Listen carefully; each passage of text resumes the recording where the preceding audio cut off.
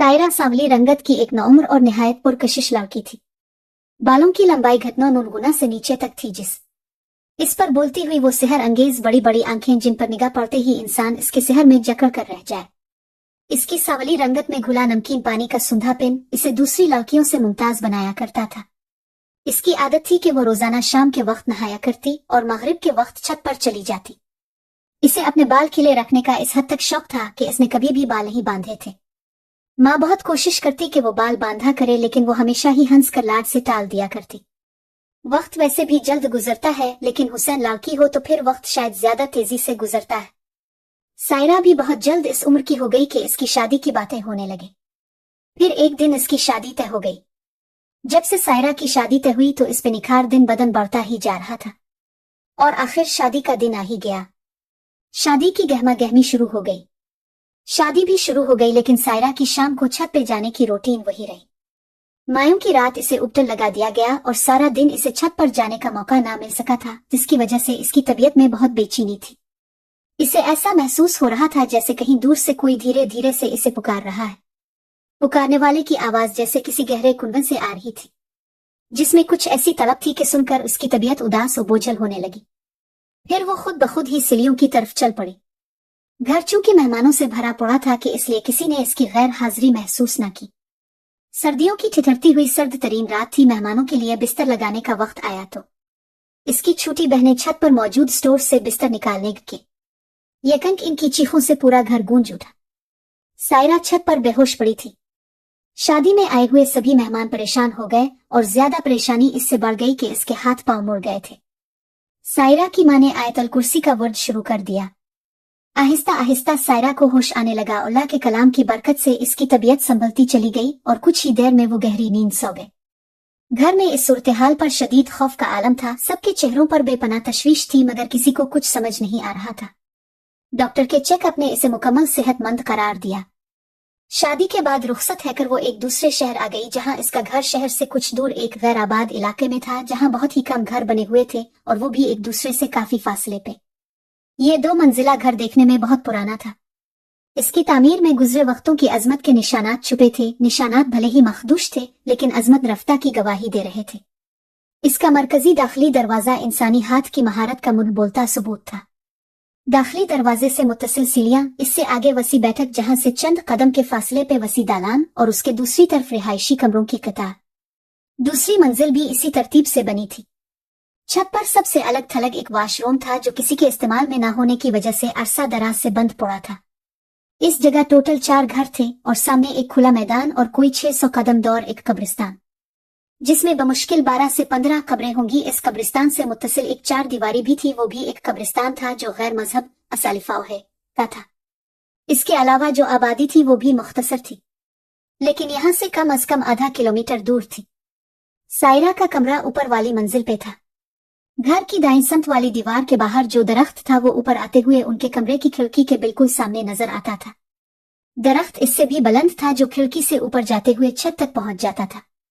शादी से पहले सायरा के साथ एक मसला था कि कभी कभार वो सोते में हड़बड़ाकर उठ बैठती और चीखें मारना शुरू कर देती। ये सिलसिला शादी के बाद भी जारी रहा, लेकिन ससुराल वालों ने भी उसके इस मसले को ज्यादा अहमियत न दी कि अक्सर लोग सोते में डर जाते हैं। लेकिन एक दफा यह मामला संजीदगी इख्तियार कर गया। जब इसी तरह वो चीखें मारती हुई जागी तो इसका शौहर भी चीख मार कर बैठ गया। सभी घर वाले भागते हुए उनके कमरे में आ गए। सायरा की तो समझ आ गई, लेकिन इसके शौहर ने क्यों चीख मारी इस बारे सब फिक्रमंद थे। इसका शौहर कमर पे हाथ रखे बैठा था। वो कमर पे हाथ रखे बेड पे झक कर बैठा था। इसके चेहरे पे तकलीफ के आसार नजर आ रहे थे। इसकी कमीज उठाकर जब कमर देखी गए तो इस पर बहुत बड़े साइज की उंगलियों के नीले रंग के निशानात थे। नीले रंग के इसलिए कि जब बहुत जोर से थप्पड़ मारा जाए तो इस जगह पे खून जिम जाता है। किसी की समझ में कुछ भी नहीं आ रहा था। इस पुरअसरार वाकये से तमाम लोग सहम गए। सलीम बहुत फिक्रमंद था। सायरा की जो हालत थी वो तो अलग बात थी, लेकिन जब इसकी कमर पे थप्पड़ का निशान पड़ा तो वो मखमसे में पड़ गया। वो हकीकत पसंद इंसान था।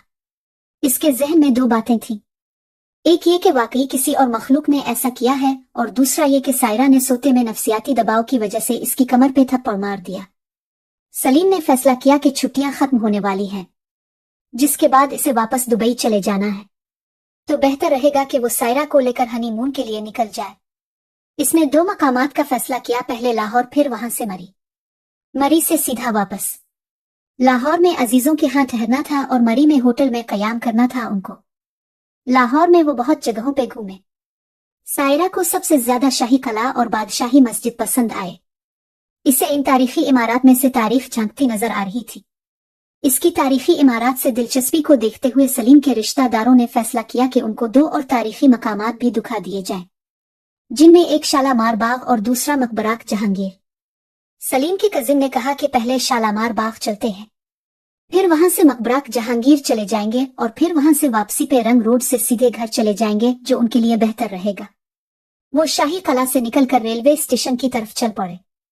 2 मोरिया पिल से वो रेलवे पिल के नीचे से होते हुए पीछे बागबानपुरा वाली रोड पे निकल आए।